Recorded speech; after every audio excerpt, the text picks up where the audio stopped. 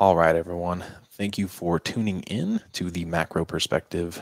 The This segment is going to be a little bit different. Obviously, Seamus is not here. In an effort to kind of grow as individuals and maybe get some different concepts across without all the fun banter, we are attempting some shorter episodes that we're going to dub microbites that are going to be on something a little bit less extensive, and something that maybe he and I are both feeling for that week, and hopefully it can just be insightful for what's going on in your life because it's obviously impacting us in a multitude of ways. So as a result, this episode, I'm calling it mentors equal cheat codes.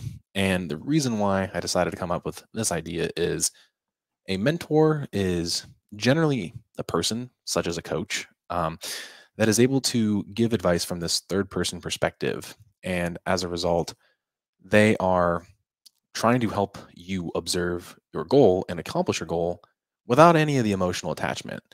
You effectively could just, and should just listen to this person and block out and kind of create an emotional tunnel vision, basically based off of their anecdotal experience. Generally speaking, something that I've noticed in the, you know, not so distant past is that everything that happened with people that have kind of already lived it seems to come to fruition. And even though they may have a poor way of explaining something at the time, they're probably right. And so, what a mentor can do is essentially judge a situation that's just really based on your facts, right? They're not going to care about how you're feeling, how heavily you might be leveraged against something. They're just there to, kind of push you out of the comfort zone and take your proposed goals and turn them into exactly what you want to come to fruition. So, that cheat code is really helpful. And it immediately brought me back to this thought of my baseball coach back in high school. And he was ruthlessly funny. He mentioned playing some of the big dogs in high school. You get a little nervous. He's like, boys, let me remind you of something. These motherfuckers put their pants on one leg at a time, just like you guys. There's no reason why you don't deserve to be here. And it's time for you to get after it. Right. Basically telling you that you can achieve the goals as long as you continue to push harder than your competition. Shoot, the competition might even know that they're better than you. And they just might be that. But as long as you go out there and put your highest amount of effort forward, you will then win. And that, along with many other of his Diddyisms, as we so called them, always have stuck with me, right? And I look back and kind of reflect across a few of the other ones. I might share them in the future. I don't know how well people will respond to this, but I don't want to leave them all out there from day one. But essentially, that that was a profound thing where he was just, authentically himself, and he was just basically saying, "Hey guys, guess what? You're either going to go out there and do it your way, and it may not be pretty, and you don't and shouldn't care about what others think about it. And if not, get your asses off the field because you ain't playing today." And same goes with trying to accomplish something in your day to day. I definitely believe that either you're going to choose to do it, you either have that schedule, that plan, and you don't care about what others think, right? It might be that uncomfortable situation as it pertains to your job. It might be the uncomfortable situation as it pertains to food in a social setting, but you shouldn't care what other people think because you're doing it. And if not, you're not going to do it at all. And you're going to report back to that mentor or that coach, and you're going to be, you know, reporting the failures. And either you're going to choose to grow from those failures, or you're just going to continue to not do it at all. So, um, with the mentor, right, they're just giving you the blueprint. They're like, look, if I were to go back and redo this, if I was in your shoes, I would do X, Y, and Z. And they may have a new version of a 10-year plan that in the beginning may be you overcoming a ton of obstacles, but by year 5 and year 3 and year 10, all these things are going to make a ton of sense. So um obviously that's a hard thing to do. Just put blind faith in other people, but hopefully it could amount to something that you would view as really important in your life.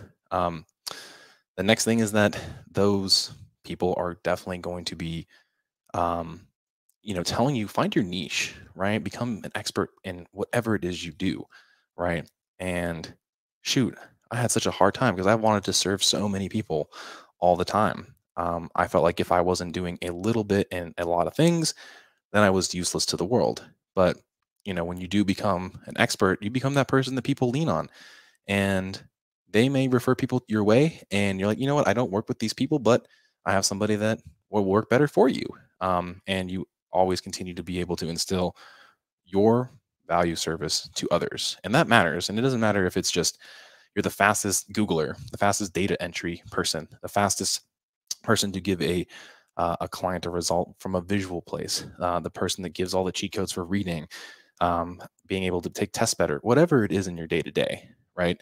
And so that mentor, that person, that coach is again going to probably pursue you, tuning into something that's a little bit more uh, direct, a little bit more concise in nature. And, as a result, hopefully you can listen. I know I didn't in the beginning. And so this is me, the pot calling the kettle black, but trying to be better about it and looking towards people that can hopefully give me this blueprint now as I'm moving into, kind of a new career decade. And, you know, while my 20s are almost over, I'll be 30 here in a few months. What I learned, especially during the pandemic, was just, that was hustle season. And that's really what the 20s are all about. It seems. And in reading, that's what I've found. A lot of people are like, just put your head down in your 20s, right? You don't know what you don't know, but it's fine. It's cool. Make mistakes, right?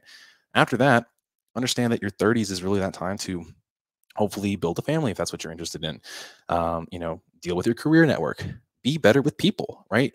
Your net worth is your network, essentially, is what the next decade will really be. And again, you know what? I could do it, but I'm going to go lean on this person because this is what their niche is. And I totally trust them with it. And hopefully by the end of the 30s, this will lead to the 40s where it's just, executing more of the life goals, where, it's, you still have your expertise, you still have that network that you've created. But again, maybe you're just not so in it like you were during hustle season or during your 30s when you're doing the family and networking thing. So, the big takeaway here is that, with a mentor or with people that are in your corner, they're going to create impact at a much faster click for you. You're going to achieve your goal much faster. And you're always going to find little things that they're going to bring to the table. Hopefully it's on a weekly or bi-weekly basis or whatever it is that they do with their service. Again, if you sought them out, they speak to you. And hopefully when you are listening to them, they're able to direct you down a path that is completely different than what you would do otherwise. So, with that, getting to that goal faster, what does it then do for you? Does it free up time, right? Or are you just the type of person that wants to be a workaholic afterwards? I feel like, this is where, while that can happen, you also might need to take a couple steps to always reevaluate what's going on and maybe lean on that mentor to be like, hey, like, I know we're hitting all the goals that I wanted, but what am I after? And maybe they'll ask you that question. Maybe you'll be able to answer it, right out the get go. Maybe it's that you want to be owning a home and you want a $10,000 a month income, or you want a business that you can eventually sell off, or, I think everybody's goal is a little bit different. But, that being said, at every point of the journey, I think the most powerful thing to kind of think about is that person is going to tell you to keep going. They're going to keep pushing you into a little bit of a uncomfortable spot. And through that discomfort is when you're going to grow, and your mind will be able to kind of continue to have that growth mindset. And from there, that mentor will continue to be acting as the cheat code for your overall health. So, hopefully this short little video was helpful. Liking, subscribing, and giving some reactions to this podcast would be greatly appreciated. And hopefully this 10 minutes with me was something that you got some value from. If so, I'd love to hear from you guys. And in any way, shape, and form, you can go ahead and leave a comment on the video below. One way or another, I'll probably likely be able to see it. And from there, just wanted to let you guys know, thank you for listening. Thank you for tuning in. And hopefully this was able to bring some value to you guys, because I know for me, this was a little uncomfortable, just purely speaking to myself, with ideas. And that was part of the challenge that me and Seamus put forth to one another. So hopefully you enjoyed it.